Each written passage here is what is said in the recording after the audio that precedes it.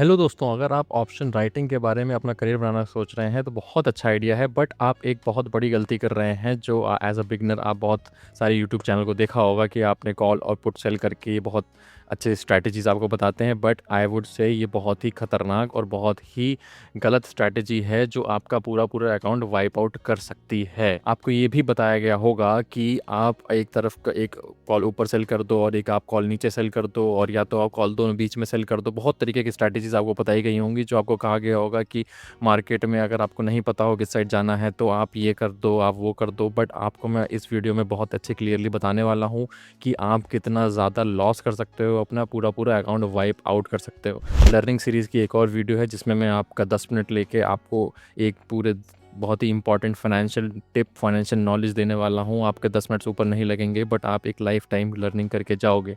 तो वीडियो को लास्ट तक ज़रूर देखना।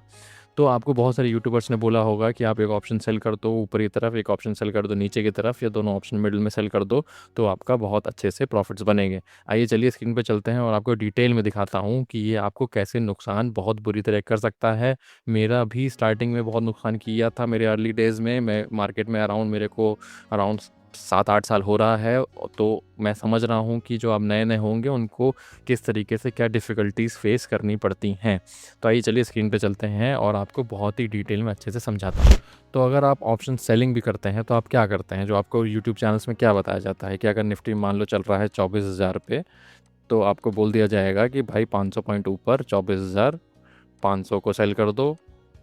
ठीक है, ये क्या सेल कर दो, कॉल सेल कर दो। कॉल सेल करने का मतलब क्या हुआ कि मार्केट को किसी भी पॉइंट पे 24,500 को उस एक्सपायरी तक, मान लो आपने नेक्स्ट एक्सपायरी का किया है तो नेक्स्ट एक्सपायरी तक मार्केट को 24,500 क्रॉस नहीं करना चाहिए। तो ये अगर आप बियरिश हैं तो आप ऐसा कर सकते हैं कि आपको लग रहा है कि मार्केट ऊपर की तरफ नहीं जाएगा। ठीक है, तो आपने समझ लिया कि इस एक्सपायरी तक 24,500 नहीं क्रॉस हो। बट अगर आप श्योर नहीं हैं तो आपको ये भी बताया गया होगा कि आप 23,500 को भी सेल कर दो। 23,500 का क्या, पुट। ठीक है, तो अगर आपको ये बताया गया पुट सेल कर दो तो इसका मतलब क्या हुआ कि आप बुलिश हैं। ठीक है, तो आपका आपका प्रॉफिट कब होगा मैक्सिमम? आपका प्रॉफिट मैक्सिमम होगा अगर 24,500 से 23,500 के बीच में मार्केट रहे। बट ये आपका पूरा ही वाइप आउट क्यों कर देता है, मैं आपको रीज़न बताता हूँ। कि अगर आप एक्सपायरी से, पहली बात तो अगर बहुत दूर हैं, है ना, तो आपको जैसे ही मार्केट ये ऊपर की तरफ बढ़ेगा ना, तो यहाँ का तो आपको सपोर्ट देगा बट ये बहुत तेज़ी से नेगेटिव जाने लगेगा। अब एग्जांपल के तौर पे लेता हूँ कि अगर 100 यहाँ पे 100 पॉइंट्स ये आपने लिया है और 100 पॉइंट्स ये आपने लिया है, तो ये तो आपका मान लो जिस स्पीड से कम होगा वो स्पीड कम होगी। मान लो ये आपका 50 बचा, ठीक है, बट आपका ये जो 100 है ना, ये अनलिमिटेड तक जा सकता है, तो ये 180 हो जाएगा। समझ रहे हैं? अगर ये ऊपर वाला 180 हो गया तो आपका नेट 30 पॉइंट्स नेगेटिव में हो। और अगर मार्केट ऊपर चढ़ता चला गया तो आपका ये 380 भी हो जाएगा, बट ये 100 से कम थोड़ी ना होगा और एक्सपायरी से पहले ये 100 भी ख़त्म नहीं होगा। एक लिमिट पे जाके मान लो 20 या मान लो 15 पे जाके ये बहुत ही स्लो हो जाएगा। एक एक पॉइंट करने के लिए बहुत नुकसान होगा, बट यहाँ 100 पॉइंट ऊपर बहुत तेज़ी से बढ़ रहा होगा। ठीक है, आपको इतना समझ में आ गया। अब बहुत लोग आपसे कहते होंगे कि ये मान लीजिए आपका 24,500 की लाइन है, ये आपका 23,500 की लाइन है। बहुत लोग कहते होंगे कि अगर 24,000 पे मार्केट है तो आप क्या करो, अगर मार्केट ऊपर की तरफ चले तो आप यहाँ पे ऐसे करके 23,900 से ऊपर का थोड़ा ले लो, 23,700 ले लो, फिर 23,900 ले लो, फिर 24,000 ले लो, मार्केट ऊपर की तरफ चलता रहे। और इसकी पोजीशन भी आप ऊपर की तरफ करते रहो। अगर ये 24,500 है तो आप ऊपर पहुँच 24,700, फिर 24,900 ऐसे करके ले लो। बट क्या आप जो ये पुराने एक्सपीरियंस ट्रेडर्स हैं वो जानते हैं क्या ये प्रैक्टिकली पॉसिबल है विदाउट एल्गो? एल्गो में आप लगा दो, एल्गो आपका स्टॉप लॉस लेता रहेगा, बट आपका उसमें भी इतना सारा ब्रोकरेज बन जाएगा ना कि आप यही करते रहोगे। क्या ये सेल कर रहे हो यहाँ पे, फिर ऊपर सेल कर रहे हो। ये मिस्टेक्स मैंने भी करी थी, मैं इसलिए आपको मना कर रहा हूँ, ये बिल्कुल मत करना। बहुत सारे आपको बहुत ज़्यादा ज्ञान दिया जाता है। आइए चलिए एक बार इसको प्रैक्टिकली भी समझ लेते हैं कि इसको कैसे, क्या ये नुकसानदायक है कि कैसे है। अब अगर मैं मान के चलूँ कि आपका, अगर मैं मान के चलूँ यहाँ पे है निफ्टी, रुकिए, यहाँ पे है निफ्टी, ठीक है। तो अब आपने सोचा कि चलो ये रेजिस्टेंस है, ये एक सेल कर देता हूँ, और एक ही रेजिस्टेंस है, ये सेल कर देता हूँ। ऐसा मैं क्यों बोल रहा हूँ, आपको एग्जांपल देता हूँ। अब ये चल रहा है 22,926 पे मार्केट, ठीक है।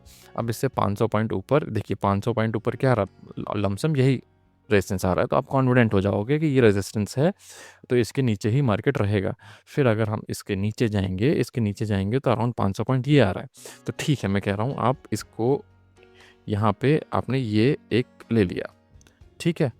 अब मेरे को आप ये बताओ कि मार्केट नीचे देखो कितना ज़्यादा खुला। अब दिक्कत पता मैं आपको क्या दिक्कत आएगी आपको, कि जब मार्केट अचानक से गैप डाउन खुला ना, उसने नीचे का किया है, ये नीचे की रेड कैंडल यही दिखा ही रही है कि बहुत सारे जो सेलर्स हैं जो तेज़ी की पोजीशन बना के बैठे थे, उनकी बैंड बज गई है, उनका स्टॉप लॉस हिट हो चुका है, वो मैसिव लॉसेस में है।